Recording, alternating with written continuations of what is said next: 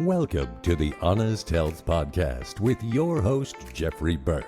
Honest Health brings you the brightest minds in the natural products industry, as well as athletes and entertainers. Jeff will keep you entertained and informed while educating on how to be successful on your healthy journeys. Now, here's your host, Jeffrey Burke. Hello and welcome back to the Honest Health Podcast. Jeffrey Burke here. I am so glad you're here. You know, I've been very blessed over my many years on the air behind the microphone, even though many of those years I was in a small little room looking at a wall because there was no actual video to, interact with like there is today on a podcast. But, the messages still got out. I had many guests that were on my radio show over the years, and I've been blessed to have many of them coming on my podcast. And today I am so excited. I have the one and only Brenda Watson with us today, industry insider, brilliant mind extraordinaire, and she has just done so much for this industry. And I think you guys are going to really, really enjoy this because we're going to get down to the nitty gritty today, and we're going to help with the clarity about probiotics. Hey, Brenda, how are you? I'm great, Jeff. How are you doing? I'm doing wonderful. It's always an honor to have you on here, and you're Thank a dear you. friend, and you're wonderful for this industry. You've done so much and continuing to do all these wonderful things. I want to ask you a quick question. What is your favorite part about our industry? Well, I think the favorite part about the industry has been for me over the years is the feeling of it really feels family. It always has from the days, even though the industry is huge. It still had, especially in the independent accounts and things like that, Jeff, it's been more of, everybody, through the years with the trade shows and everything. And I think with the industry, what I've really loved about it is the eagerness, or I guess you could say, how much people really want to learn. Let's say they have a store, or let's say they work in a store, or whatever they do around a store, or even online. Our industry is rooted in wanting to know the detail of whatever supplement it is. For example, most people know, I've always sort of focused and centered on gut health. However, whether it's a supplement for your heart or, whatever it's been in our industry, the industry wants to dig in, and they're very open to education. And that makes it easier for people like us to go in and educate them because they so warmly welcome you, and they always have. And so that's been a blessing in this industry. And it tends to be too that people like us that get in this industry young, when we're younger, we've tended to stick with it and stay in it, even though now it's drastically changing on more of you got the independent stores, and you've got the chain stores, and you've got still lots of stores, but then you've got, a huge online business too, where people are purchasing now supplements so much more online than we ever experienced in the past. So I think from the industry is so warmly welcomed, and they love education, and they want to know how to help their people that come in their stores. And that's number one. And I always say to people when I get up and say, are you from the industry? You've got to really like the industry to stay in here sometimes. And whether you have a store or whether you're an educator out there selling, you have to have passion to be able to say the same thing over and over again, and to teach people. And sometimes people who aren't so even open to learning, but still, we have a great opportunity here to help so many more people as we pass the education down the pipe, Beautiful, beautifully said. And I agree 100%. And, and the changes in the industry are very profound, and we're seeing a lot of changes, and people are approaching their health differently. I don't know if people care more or they're worried more, and they're starting to just think about their health and well-being a little bit more. But, many, many, many years ago, when I think I did my very first radio show with you, we were really just kind of feeling our way around probiotics way back then. Right. And today here we are, and we're knee deep in probiotics. Literally. Do you think that people are getting it, or is there still a confusion across the board? I think it was in 2004 or 5, I think it was, we did that, they actually did a real survey, and in that time period, the word probiotic was known by 10% of the population. Now today, the word probiotic, I think it's something like 90 something percent of the population know that a probiotic is for, good bacteria in your microbiome or in your gut, and they at least know it today. And that's been, when probiotics were beginning, we just like with fish oils, remember, there was no fish oil market. And as that started to happen in the early 2000s, and then probiotics really caught fire in 2000, about in 2010. And that was when I did a show, and I did this book, Road to Perfect Health. And that was one of the times when we could see from SPINS data where the jumping was happening in the awareness, and plus in people purchasing probiotics through SPINS, and through the industry. So probiotics, I would think, is probably now where we never thought it would be a number one category. And, it was multivitamins, and then you had, certainly after that, we didn't have much. Multivitamins was the main part of the industry. And then we got into, more things like the fish oils took root and started having a lot of science to be done on the benefit of those and your heart health and all of that. So probiotics, I believe, has been the biggest jump of any category that we've had in this industry, and what drove that was science. So when you start giving money to the National Institutes of Health, and you start banging out studies, and all of these microbiologists and all these universities across the country, what happened is we knew this much about probiotics, and now we know this much about probiotics. So that industry, the scientists are the ones that have really helped us to understand them, and that's been driving every time we learn something. Originally when I came into the industry with a probiotic supplement was Ultimate Flora. And back then I was just trying to get people to understand the potency piece of it. And by potency, folks, I mean how strong, how many bugs are in it. And you'll see that on a label. For example, here on this product, it has 60 billion, if you look at a box, 60 billion cultures, 60 different strains. Well, in order, science started on the potency back in the early 2000s, how important the potency was.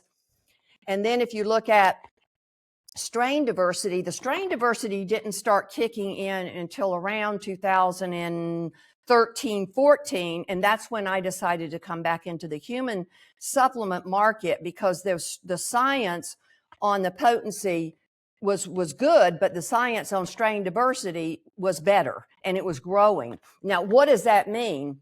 It means that when a microbiologist studies a probiotic, okay, or they take these bugs, all of these good bugs, lactobacillus and bifidobacteria, and what they do is they take lactobacillus, let's say acidophilus, and a strain, and they test that strain for its benefit in different health functions, right?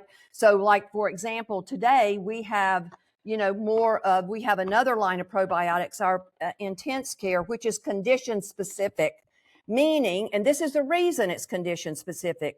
There are several strains on the side of the box. We list them, and these strains have been studied for the condition that's on the front of the box. Okay, so this one is gas and bloating. How many people have gas and bloating? Probably everyone. So if you've got 65, this is the culture, this is the potency right here, but then 65 different strains. And 5 of those strains are focused totally on that particular condition. And that's how definitive it's getting in the probiotic market. It used to be, we have these, like I said, our Vital Flora that's a daily probiotic, which is usually 60 potency and 60 strains. And then we started coming along and saying, oh, now we have more strains for a particular condition. So we upped that into another line we call our Intense Care line. And in that line, we actually have your gas and bloating. We have a bowel and diarrhea formula. We have a colon and constipation formula. and we have respiratory. So we have 5 of these: respiratory and immune, and then our brain and mood, which is more for people having, noises in their head. So these 5 are more of our condition specific, directed at a particular digestive condition mostly, except for the respiratory and immune. But immune really is the gut too. So anyway, we have that. And so that's kind of the way we've set up our probiotic at Vital Planet. We've set it up in 3 different ways. We have the organic, which is a 30 billion potency, but it's got 60 strains in it. And what my message is, Jeff, to try to get across to people is the strain diversity is much more important than the potency. And that's where the new education on probiotics is going. And it's more difficult to explain to a consumer or even to a store. How do you get down to the condition strain and educate them on that, versus everything else has been like I said, women's 55 plus, men's 55 plus. So we've got these age and gender specifics, and that's what the category's always been just that from day one. Now we have some more things coming along because we've got more science coming along. And so when you're looking at a label here in our intense care, and you know that this is more of a focused formula, in this one, urinary and UTI infections. So this is really an advanced formula, and it's another step up in science that we're hoping, by saying this over and over and over and over again, then people start to understand this strain diversity, because it's difficult to get across to them. And they have to understand that when you read it on a label, you need to be able to identify each strain that's in the formula. So for example, if I say there's 65 strains in this formula, on this particular formula, you ought to be able to count them on the supplement facts and get your 65 or 60 or whatever's in that particular formula. It needs to be ultra clear. And we need to be ultra clear on the way that we're positioning these formulas, so that people understand that if I'm taking this formula, it's for this condition, or if they're using a probiotic just as a general daily good, like a multivitamin, like we used to always say to do multivitamins, it's a preventative measure. And certainly with your gut health, it's a preventative measure because it's where your immune system lies. Most of your lactobacillus bacteria is affecting immunity, and that's in the small intestine. And so the large intestine holds more of a different type of bacteria, bifidobacteria, so we need both. But getting into strain diversity has been the core of what we've been trying to do at Vital Planet for the last 5 years, is to explain this new direction that probiotics have taken. I love it. That makes sense. Yeah, it makes wonderful sense. And it also allows people to be able to be laser focused on the journey and the results that they're trying to achieve. Right. Not everybody fits in the same box, and we know this. Right. And the nice thing about this is people are allowed to be able to be, picky with what they're using. But my question comes in, can you move around within the line? I mean, can you do something for a while and then hop to another product in the line? Actually, it's a good idea to do that. Okay. Because here's the deal. If you're looking at strain diversity, which we're looking at strain diversity, how many do you think you have in that microbiome when you're looking at different strains? Thousands and thousands and thousands. So science has a long way to grow in the strain diversity, and they're at it. The microbiologists are at it. So yes, the answer to your question is sometimes what I have people do, let's say it's a woman, and this is the 55 plus woman's formula. And let's say they're having vaginal or UTI problems. What I would highly suggest they do is go through, for example, doing maybe the intense care for 30 days and then moving back to this, or moving from this on into other formulas, because the strains are different. You see what I mean? And when you get into bacteria, there's a great picture on this, and it's the picture of an orchestra, and what do you call the guy that does the conductor of the orchestra, and he's sitting there and he's conducting the orchestra. Well, the bacteria in your gut, it has its own conductor, and it is playing the tune to your particular body, your DNA, your genetics.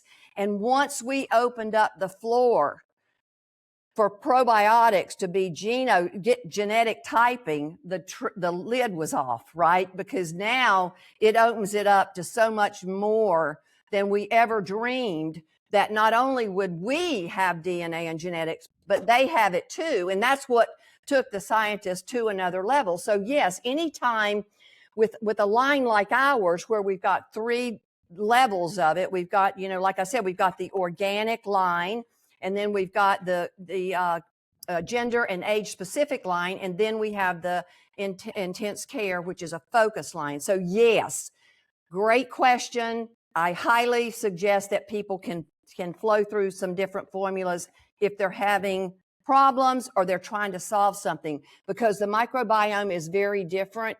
And it's already been proven that in the Western world, we have lost so much diversity, and it just keeps, New York Times did a spectacular piece in their magazine about a month ago, and it took into it talked all about strain diversity.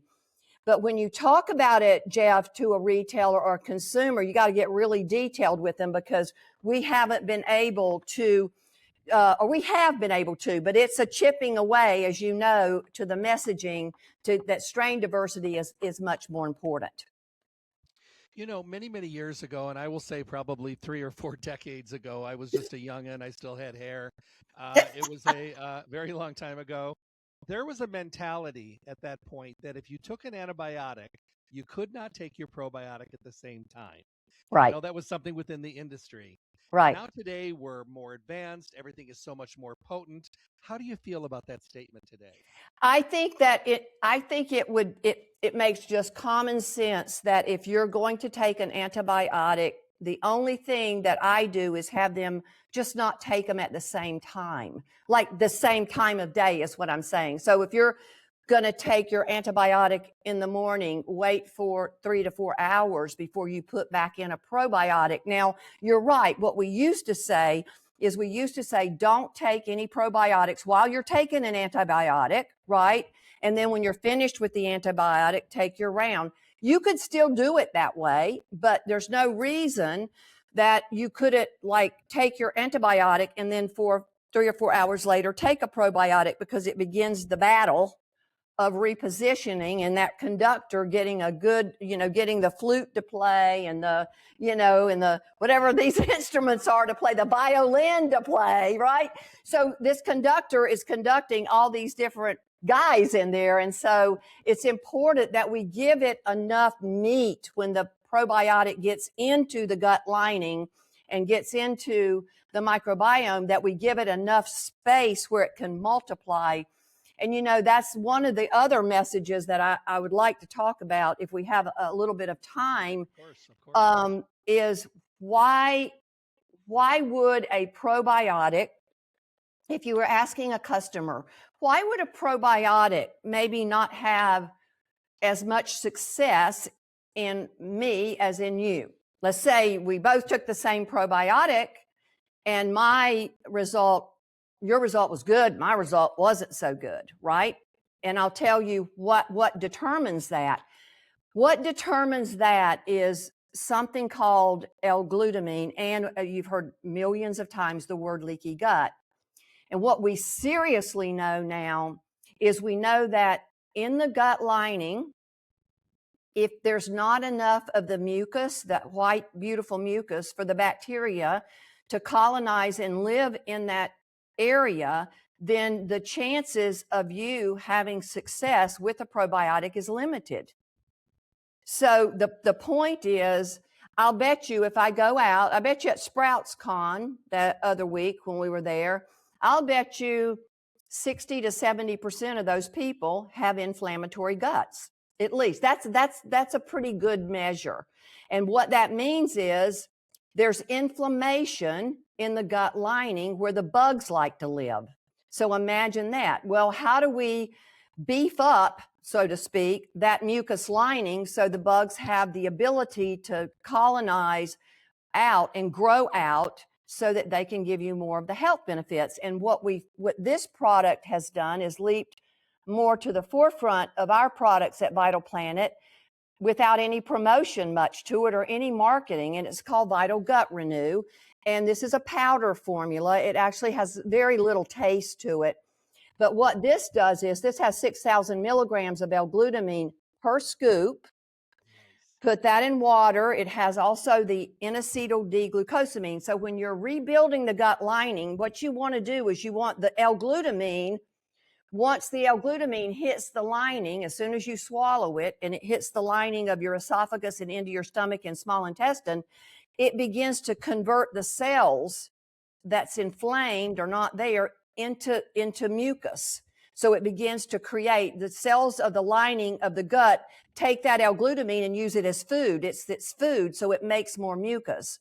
And so this having the 6,000 milligrams, the clinical studies done on L-glutamine and leaky gut were done many years ago. A lot of them were, and at that time, they were even suggesting in some cases where people could use up to 25 to 30,000 milligrams of L-glutamine staggered throughout the day, okay, with people that were severely ill, maybe with fibromyalgia and some of the other conditions.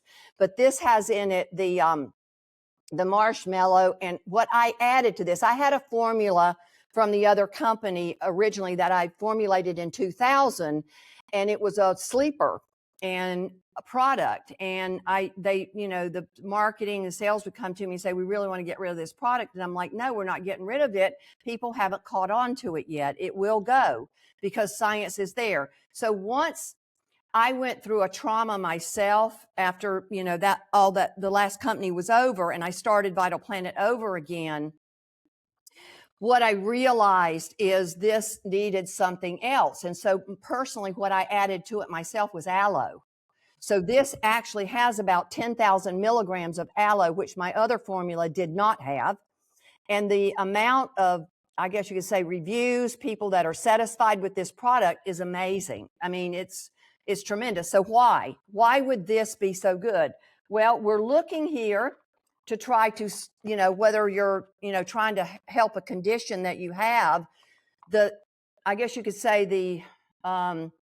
the chances of you having a better outcome taking this with your probiotic is greatly enhanced. So that's really, really important for people out there to understand, especially those dealing now. What I see again that's rearing its ugly head, which I went through back in the 2010, is mold toxicity and people back into having mold problems.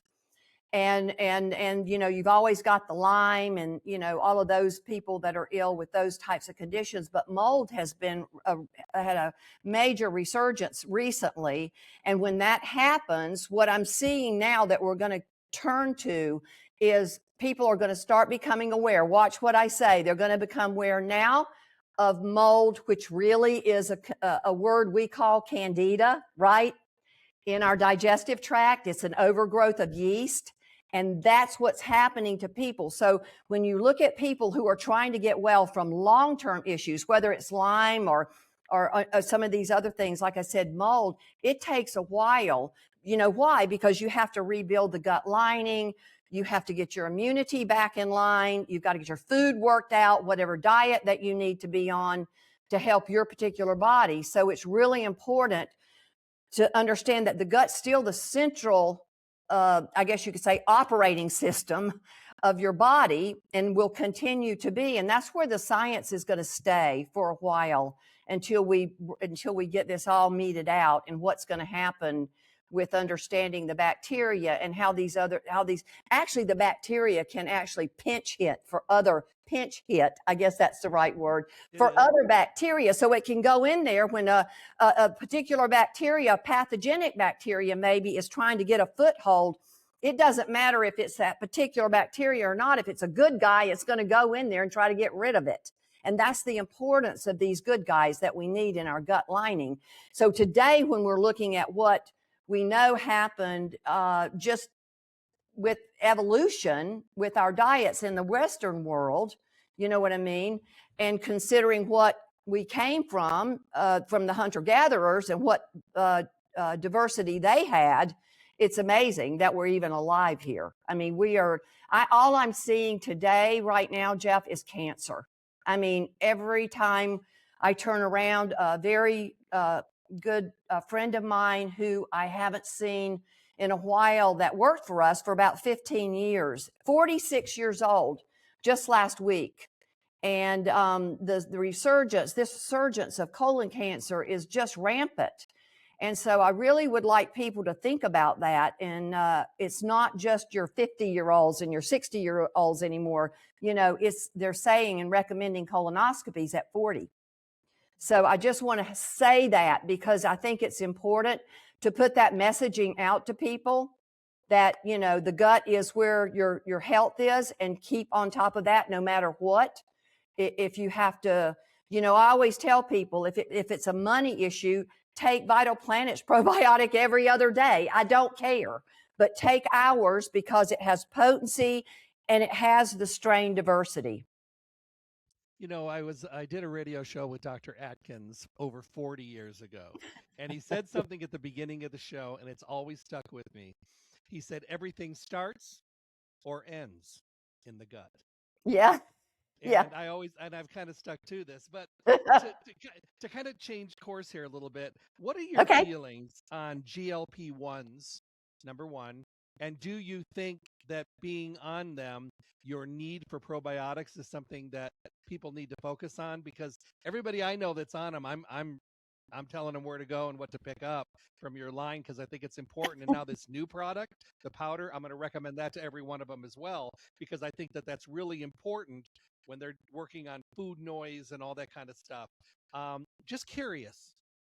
Well, you know, I don't know if I had time to tell you this, but I have a book coming out in the first part of really the spring of next year. I took 12 people last year and ran them through a program, a natural way of doing GLP-1 and balancing your hunger hormones, because you've got 5 hunger hormones. And the book was picked up by Ben Bella and Simon & Schuster. And I'm in the process now of getting that edited, and we're coming out with that. And I didn't know, but in that program, Jeff, I have 3 powders. I have a powder in which I've taken the Akkermansia and I've combined it with a similar formula as this, because Akkermansia, by the way, for those of you that don't know, Akkermansia is a probiotic bacteria that really helps with balancing and helping with blood sugar issues and things like that. And so what I did was, the interesting thing about Akkermansia is the name is Akkermansia muciniphila. Muciniphila means mucus loving. So the Akkermansia that's been sitting out there on the shelf in a capsule with a single bottle, most people don't know how to take it. So the reason you want Akkermansia with glutamine is Akkermansia is going to eat up any mucus that it can get a hold of in your digestive tract. So the best thing to do is put the Akkermansia with the glutamine, because that's making the mucus.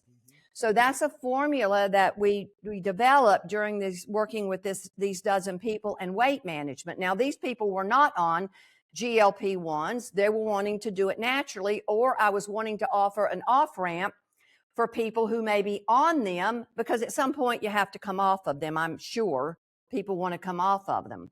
The second formula that I have is taken before meals. That is a powdered soluble fiber. And then I have another powder that's taken before bed, and that's resistant starch, which is going to be now becoming the new fiber. Do you see what I mean? Because resistant starch isn't typically categorized as a fiber, but it really is. It just doesn't ferment. Okay, I'll give you an example. When you take soluble fiber, it begins to ferment bacteria the minute you swallow it, get it in your stomach, and it goes to the small intestine. It's fermenting your good bugs immediately, okay? and cutting your appetite. Two major things. Okay, and then the resistant starch, what that's doing, the resistant starch, which comes from like green banana and potato, where that doesn't start fermenting, Jeff, until it reaches the colon.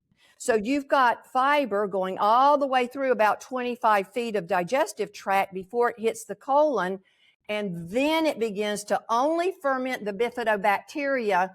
And I had that geared around them doing the resistant starch before bed. You see what I mean? So you take the soluble before a meal, you take the Akkermansia with your glutamine in the morning, and then at night before bed, you take the resistant starch.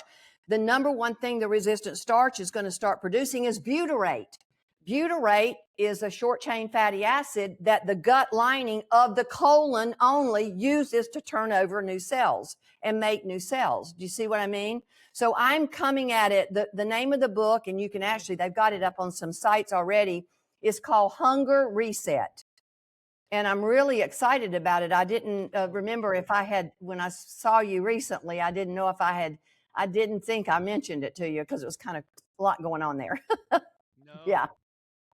Yeah. Very excited though. This is wonderful, and I know. it is something that people need the information. And Yeah. and when you can add some science to the answer rather Yeah. than just opinions, which tend Right. to be running all over the place today, I think it's going to be wonderful, and there'll be a lot of people that will be able to adapt to this program. It sounds like Yeah. you've made it very easy. It's very easy, and it's real clear, and it's simple. Even when I sent the manuscript off to the publisher, she said actually what was funny is her husband's on GLP-1. So her husband was on GLP-1. And so when she got the book, she's like, oh, Brenda, this is so much simpler than I thought, because they had already, taken the book on. I had only given them some sample chapters. And then when she got the full manuscript, she went, this is really super simple. So yes, I'm very excited about that. It's in the process right now, and we'll be bringing this out by probably March of next year. Oh, Yeah. it's going to be amazing. I think it's going to be, it's necessary because we are a culture right now, and obesity is such a terrible problem. And Right. people, we went through the gastric bypass surgery thing. Everybody was doing that because it was there, and they wanted something fast, and they didn't want to do the work. They didn't want to do the homework. They didn't want to really do the right thing. So they thought a quick fix would be smart. And so many of them have just rebounded because they weren't ready.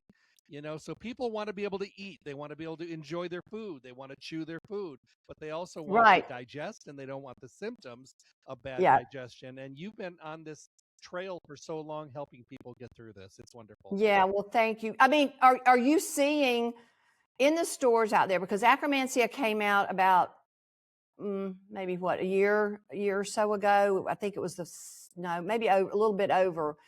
And I find when I go into the stores that they're completely confused about how to take the Akkermansia, when to take it, and then also understanding, the drug industry took GLP-1, which is one hunger hormone, okay? And the injection that you get is 400 times more than what your body makes naturally when you produce GLP-1 after a meal, 400 times. So the reason that probiotics are important in a situation like that is the number one thing that happens with the GLP-1s is delayed gastric emptying. Some people call it gastroparesis. That's the technical term for it. But it slows down your system. And when it slows down your system, it creates a lot of problems. One is constipation, which is a big problem. And then another is a lot of gas and bloating. And so that's why some of these formulas, like our gas and bloating and some of these others, colon and constipation, they've been well received by some of these GLP-1 people that are injecting because they're getting some benefit from it. But I think in the scheme of things, you've got 5 hormones. Now, the body is set up for one hormone to happen, and then the next one happens. And as food moves through you, the next one is turned on and another one's turned on. until you have one that's called PYY. PYY is the long-term satiety. So it's the last one that is signaled, and that signaling happens a while after you've eaten to give you long-term, so you're not wanting to go eat again. The number one thing that we found in this program with the people I worked with is the food noise was gone. This thing, because what they were doing is they would eat and then they're hungry again, or they're thinking about they're hungry again. They're probably not really hungry again, but I can see in our industry, I think there's a lot of people in our industry on GLP-1s from my observation. There are. So, but I don't know anything other than I'm putting together, Jeff, a program. So the 3 formulas with the book, and I have a specific eating plan.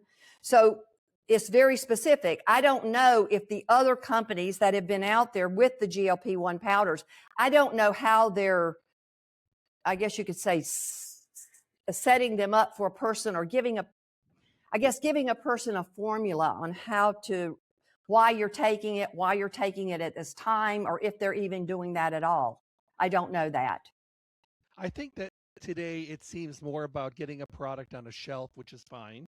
But I do think that sometimes we, as formulators and companies, sometimes we maybe drop the ball on passing out the information to get the full understanding. And, we've Right. talked previously about so many companies that have eliminated the vital part of the education process, because if people know more, they're going to do things closer to the right way. If they're guessing, chances are they're Right. going to do it wrong. Right. Right. So it's important still, and there's still enough, retail outlets out there in that arena. I think the chain stores will continue to grow and flourish, and, but where the other part of that lands, I think we're all just, kind of hoping for the best, and knowing that, in a store, if a store is an old store that's been there for years, it's usually a community thing. It's community supported, because it's been a community thing for many, many years. So we still have a lot of that in the industry. Stores like in our area, Nature's Food Patch, and in other areas, you've got them all over the country like that. So, and when you go in them, they're still flourishing. They're still have a good business. I think that in a lot of ways in the industry, maybe the people that, I don't know, weren't as good a business people, I don't know, that, they've had a harder time, with the business and keeping the stores open. But just hearing from you today about, dropping the education and not having their education departments, I wasn't aware of that. Yeah, it's not a good thing, because when you're when you're a manufacturer of supplemental products, and you're making these beautiful formulas, and you're utilizing the science, and it's a winner, and that it's already proving that it's going to be fantastic. If it goes somewhere and people don't know what it's about and what it does, it's worth nothing. It doesn't get the glory that it deserves and that it's deserving of. Yeah. So, I love when people get behind products because they've been taught, or they had a aisle education, or they sat down for a staff training, or they listened to a podcast and they walked away and they're like, okay, now it makes sense. Now I can talk about it. I get it. I love that light bulb effect. Yeah. I think it's fantastic. Thank you. No, I think it's wonderful. I thank you so much for being here today. I am a huge, gigantic fan, I know you are. I know what you've been doing, and I know what you're continuing to do is just absolutely just so vital, no pun intended, but but vital and important. And I'm going to give you a second to say anything you'd like to say in closing. Oh gosh, what can I say? Go get our probiotics, right? Go online or go to a store. Actually, go to a store. That would be more helpful. And go to a store and try. We have our maintenance line, age and gender, and we have our focused gut focused, condition specific. That's a lot to say. And then our organic probiotic. And I want to say something. Yes, I want to say that Probiotics are the core of your health. And so if there's one thing you're going to kind of like, maybe, you're vacillating on it a little bit, because of whatever, go ahead and try and ask your store when you go in your store, or if you're online, what company has kept up with science? That would be the good question to ask. And what would they recommend for a company that has kept up with the science and keeps evolving with your probiotics? Because that's what Vital Planet is doing. I would answer that very easily. So that would be a very easy question to answer. I hope you guys have enjoyed this today. I know I have. I've been waiting for it for a couple of weeks to do this show. Remember to go to my webpage, drjeffreyburke.com, scroll down, and you can go to any of the sites. If you see this logo on my site, just tap on it. You can go to any of the audio places. If you scroll down to YouTube, tap on it, and when you get there, of course, subscribe. Subscribing does a lot. The main thing it does is it gives lots and lots of views to all my incredible guests who deserve to be heard, because they're bringing magic and good health and well-being to our industry. So I hope you all have a wonderful day. Brenda, will you come back and see me again? I will. We'll And come when the excited book's about out. Amen. You took words out of my mouth. I'd love to help launch it here. Thank you Okay. so much for being here today. Thank you, Jeff. Goodbye, everybody. Good luck and God bless. Stay tuned for more information from the Honest Health Podcast with Jeffrey Burke. And make sure to check back often for interviews and conversations from the guests we all want to hear from. I'm John the Announcer. Thanks for listening.